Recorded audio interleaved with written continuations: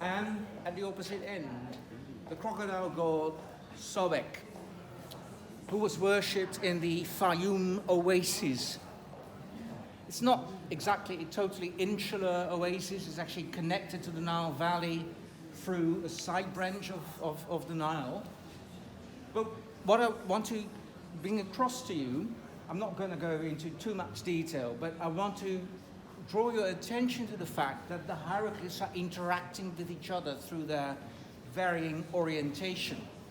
So while the inscriptions have content, obviously, they are also talking to each other, as it were. So, for example, as you can tell with ease, the leftmost column that went all the way down the left-hand door jamb, there's a B here.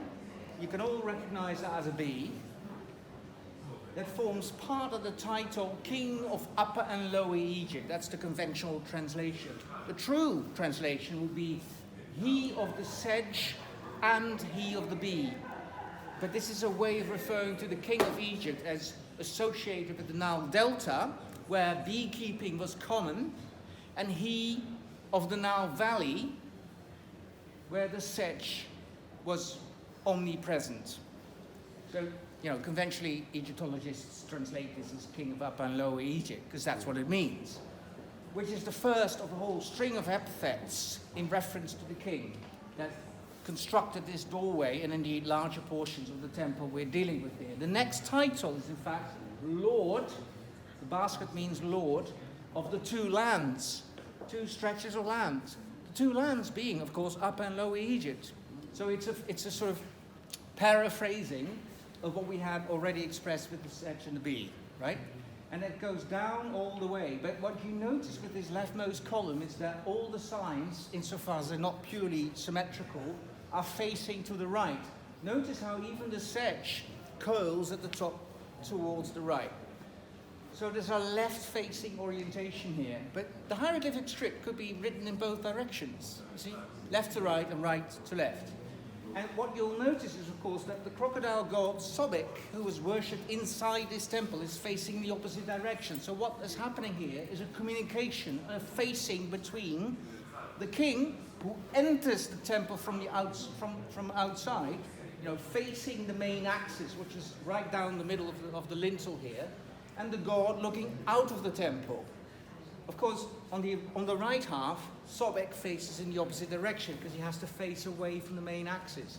So what you see is a whole interplay between bits of text. There's no pictorial, essentially there's no pictures here, except that we are dealing with the pictorials or potentially pictorial script that can express ideas that are not in the words themselves, but purely in their orientation.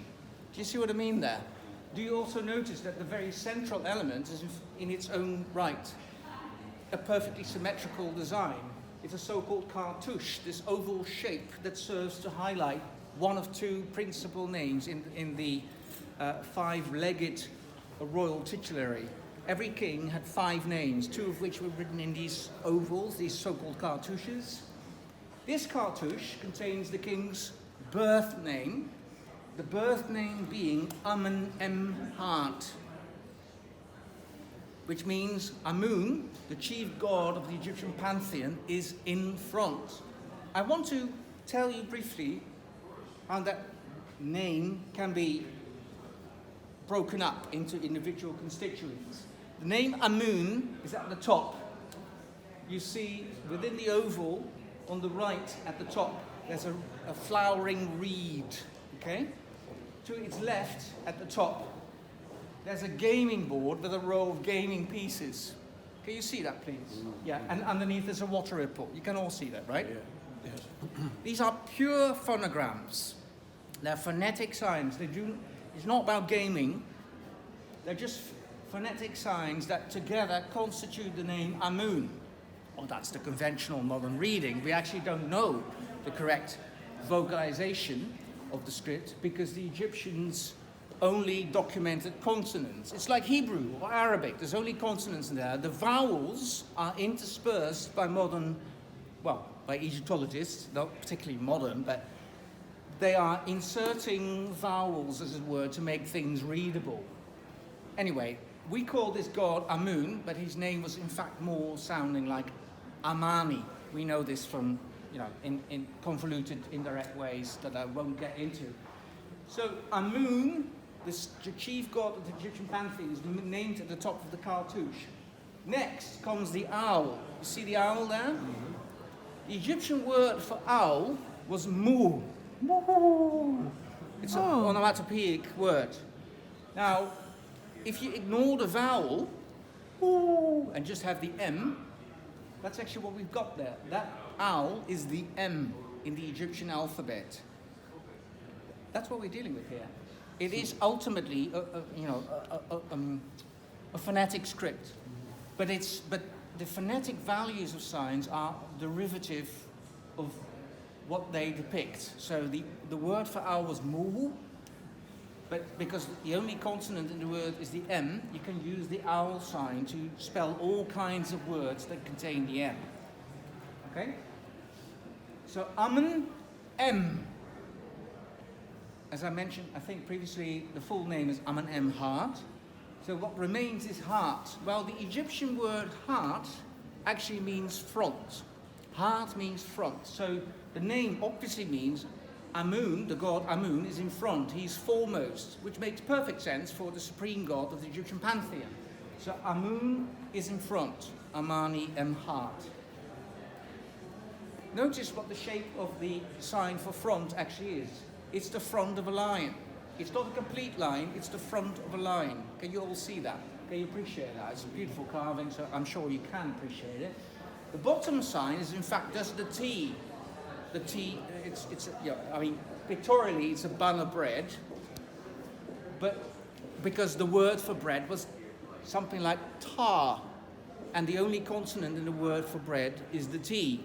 So it serves as the sign for T.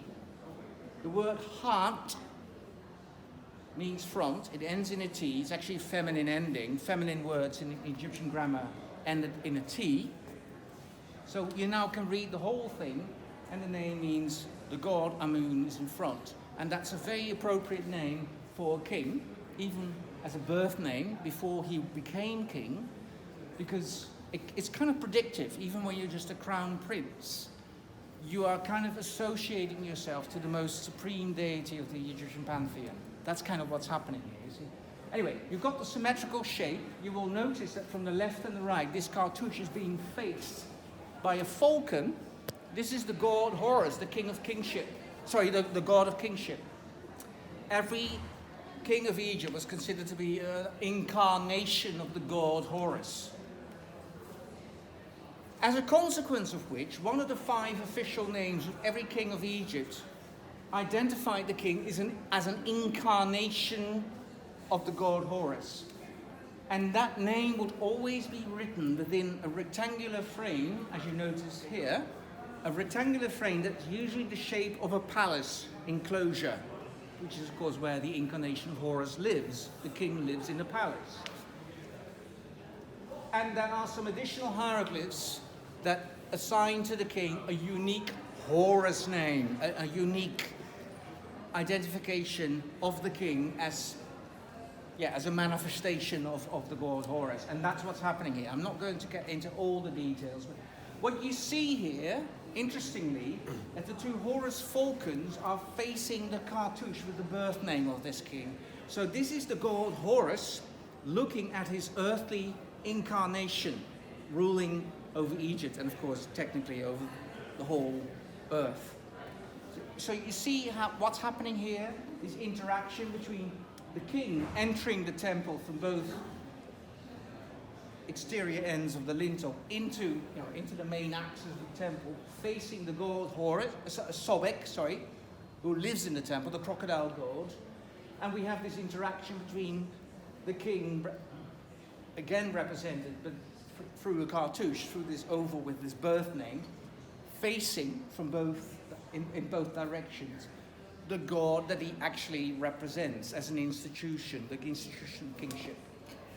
Yeah, I hope that made sense. Yeah. It's just about the incredible potency of the hieroglyphic script as a means of expressing ideas that are not just contained in the actual words, but in how they interact between each other.